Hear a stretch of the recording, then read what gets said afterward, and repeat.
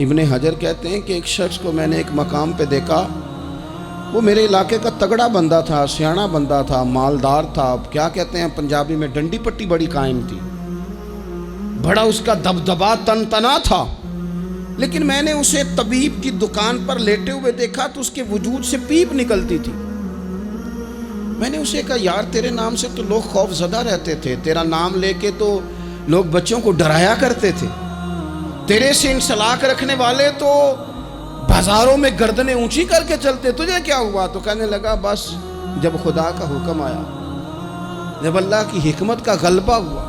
جب تک اس نے ڈھیل دی تو دی، لیکن جب وہ پکڑنے پہ آیا تو پھر حال یہ ہوا کہ ایک غریب مچھیرا مچھلیاں پکڑنے کے لیے دریا میں سارا دن بیٹھا رہا، اسے مچھلی نہ ملی، شام کو روئی پڑا کہ مالک میرے تو بچوں کے پاس کھانے کو بھی کوئی شے نہیں۔ تو ایک مچھلی شام کو بڑی محنت کے بعد ایک بڑی مچھلی اس کے ہاتھ لگی۔ ان دنوں نہ مچھلیاں ملتی تھی نہ گوشت ملتا تھا، وہ بیچارہ ایک مچھلی لے کے جا رہا تھا اپنے گھر کی جانب، تو سامنے اسے میں آ گیا۔ جو طریقہ ہوتا ہے، کدھر لے کے جا رہے ہو، کہاں سے لی ہے؟ تو کہتے اس نے کہا صاحب مجھے پتہ ہے آپ مجھ سے چھین لیں گے، لیکن میرے بچے صبح سے بھوکے ہیں، یہی میرا روزگار ہے، آج مجھے کچھ نہیں میسر آیا، میں نے اس مچھلی کو لیا ہے، مجھے تو بیچنے کو بھی کچھ نہیں ملا، پتہ نہیں مجھے پکانی کس طرح ہے، تو یہ ایک مچھلی میرے بچوں کی خوراک بنے گی، کل لوٹ لینا، پرسوں لوٹ لینا، تمہارا تو کام ہی لوٹنا ہے، چلو کچھ دن کے لیے ہاتھ روک لو۔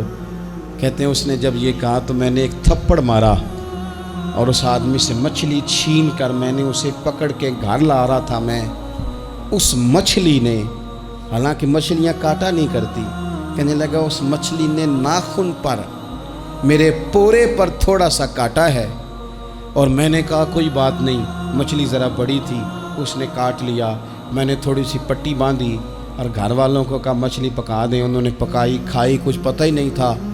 2-4 دن گزرے ہیں تو زخم آگے بڑھنے لگا ہے۔ طبیب کو دکھایا ہے تو اس نے کہا یہ تو انگلی کاٹنی پڑے گی۔ کہتا ہے وہ انگلی کٹوائی، 1 ہفتہ نہیں گزرا تھا کہ زخم آگے بڑھا، تو پھر وہ ہاتھ کی طرف بڑھا، تو میں نے جا کے دکھایا تو اس نے کہا ہاتھ بھی کاٹنا پڑے گا، سارا بازو کٹوا چکا ہوں، رات کو نیند نہیں آتی، ایک لقمہ پیٹ میں نہیں گزرتا،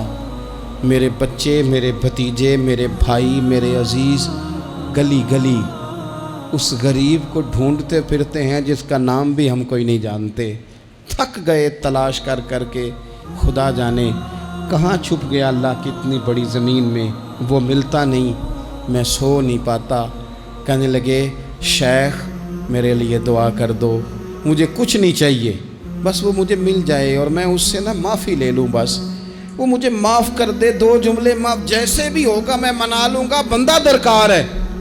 ابن حجر نے لکھا ہے، کہتے ہیں وہ تڑپتا رہا، روتا رہا، آہوزاری کرتا رہا، میں نے بھی اس کے لیے دعا کی کہ اللہ کرے وہ شخص تجھے مل جائے۔ پھر کچھ دنوں کے بعد مجھے کسی نے بتایا کہ مر تو گیا ہے تڑپ کے، پر اس سے معافی کا موقع میسر نہیں آیا۔